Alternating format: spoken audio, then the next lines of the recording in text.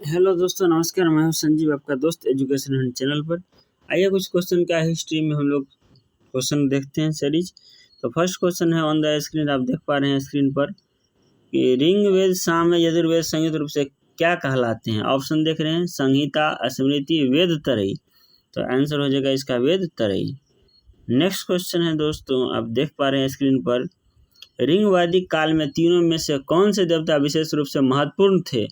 अग्नि, इंद्र और सोम। ये बहुत ही इम्पोर्टेंट है दोस्तों। नेक्स्ट क्वेश्चन की ओर हम लोग चले। नेक्स्ट क्वेश्चन है, जैन धर्म के पहले तीर्थंकर कौन थे। ऋषभदेव। ठीक है दोस्तों, नेक्स्ट क्वेश्चन की ओर हम लोग चलेंगे। अगला क्वेश्चन है, द्वितीय बौद्ध परिषद के संरक्षक कौन थे। तो कालाशोक हो जाएगा। प्रथम का बताइए कौन होगा। अजातशत्रु होगा। द्वितीय का कालाशोक। तृतीय का कौन होगा, है ना, अशोक। और चतुर्थ के, है ना, कनिष्क। इस तरह से नेक्स्ट क्वेश्चन की ओर बढ़ेंगे दोस्तों हम लोग। बौद्ध धर्म के संस्थापक का नाम क्या था। सिद्धार्थ। ठीक है, नेक्स्ट क्वेश्चन की ओर बढ़ेंगे दोस्तों।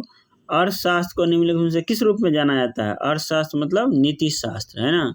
अर्थशास्त्र का लेखक कौटिल्य है। नेक्स्ट क्वेश्चन की ओर बढ़ेंगे हम लोग। इंडिका के लेखक कौन है। मेगास्थनीज। मेगास्थनीज इंडिका के लेखक है, आप दोस्त जानते हैं।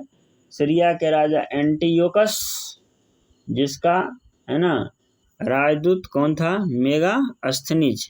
सिकंदर के सेनापति के नाम बताएंगे आप लोग कमेंट बॉक्स में कमेंट करके, है ना। सिकंदर के सेनापति कौन थे। Seleucus Nicator. और सेल्यूकस निकेटर, है ना, उनके राजदूत कौन थे। मेगास्थनीज। नेक्स्ट क्वेश्चन की ओर हम लोग बढ़ते हैं दोस्तों। अगला क्वेश्चन, या इसको थोड़ा एक बार डिटेल में देख लेते हैं, थोड़ा सा आप लोग को डॉट लग गया होगा। कहा जा रहा है कि यह एक कानूनी, राजनीतिक और इतिहासकार थे जिन्होंने भारत में चंद्रगुप्त मौर्य के दरबार में सेल्यूकस साम्राज्य के राजदूत के रूप में आए थे। मतलब सेल्यूकस निकेटर, है ना। सेल्यूकस निकेटर के राजदूत कौन थे, अभी आप देख रहे हैं, मेगास्थनीज।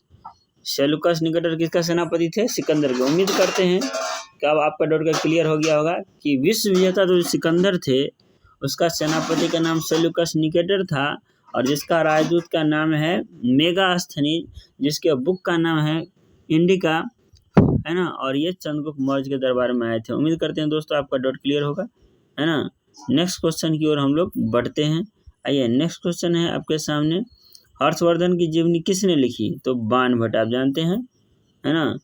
हर्षचरितम, है ना, बाणभट्ट ने लिखा। और नेक्स्ट क्वेश्चन है आपके सामने। नेक्स्ट क्वेश्चन आ रहा है, चोलों का प्रथम सम्राट कौन थे। विजयालय, है ना, चोल वंश के संस्थापक विजयालय। उसके बाद और सुने हैं आप लोग राजराज प्रथम, राजेंद्र प्रथम, है ना।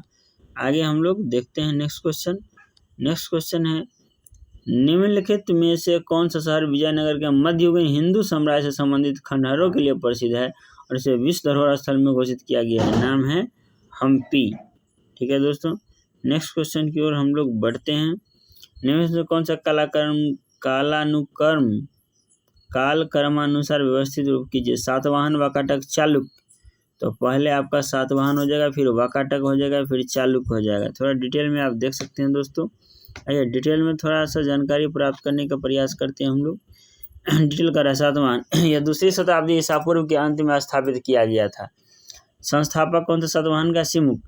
सिमुक ने कण्व शक्ति को नष्ट कर अपने साम्राज्य की नींव रखी।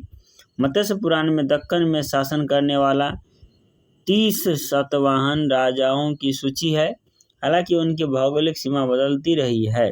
अंतिम शासक विजय थे। वाकाटक को आप देखिए तीसरी शताब्दी में है। ठीक है, तो सातवाहन के बाद कौन हो जाएगा, वाकाटक। सातवाहन ध्वस्त हो चुके थे।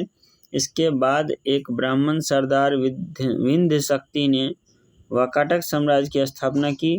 वे उत्तरी भारत में गुप्तों के समकालीन थे। सांस्कृतिक रूप से वाकाटक साम्राज्य ब्राह्मणवादी विचारों और सामाजिक संस्थाओं को दक्षिण में प्रसारित करने का एक माध्यम बन गया। पृथ्वीसेन द्वितीय वाकाटक वंश की नंदीवर्धन शाखा का अंतिम शासक था। तो प्रथम हो गया आपका कौन सा, सातवाहन। कौन शताब्दी में, दूसरी शताब्दी में। अगला कौन हो गया, वाकाटक, तीसरी शताब्दी में। चालुक्य, इस राजवंश की स्थापना पुलकेशिन प्रथम ने 543 ईस्वी में की थी। ठीक है, अगला कह रहा है, उसने वातापी, आधुनिक बादामी के पहाड़ी किले को मजबूत किया और कृष्णा और तुंगभद्रा नदियों और पश्चिमी घाट के बीच के क्षेत्र पर नियंत्रण कर लिया। उन्होंने छठी उन्होंने 6वीं शताब्दी और 12वीं शताब्दी के बीच दक्षिणी और मध्य भारत के कुछ हिस्सों पर शासन किया। चालुक्य वंश के पुलकेशिन द्वितीय को पल्लव वंश के नरसिंह वर्मन प्रथम ने हराया। चालुक्य वंश के पुलकेशिन द्वितीय को पल्लव वंश के नरसिंह वर्मन प्रथम ने हराया, है ना। और क्या देख सकते हैं, कीर्तिवर्मन द्वितीय को चालुक्य का अंतिम शासक माना जाता है। कीर्तिवर्मन द्वितीय को चालुक्य का अंतिम शासक माना जाता है। उन्हें राष्ट्रकूट राजा दंतीदुर्ग ने उखाड़ फेंका था। नेक्स्ट क्वेश्चन देखेंगे हम लोग दोस्तों, है ना। समुद्रगुप्त की उपलब्धियों का विवरण किस शिलालेख में है, तो इलाहाबाद शिलालेख हो जाएगा, ठीक है। इलाहाबाद शिलालेख के बारे में डिटेल देखना चाहते हैं तो आइए थोड़ा सा हम लोग देखने का प्रयास करें।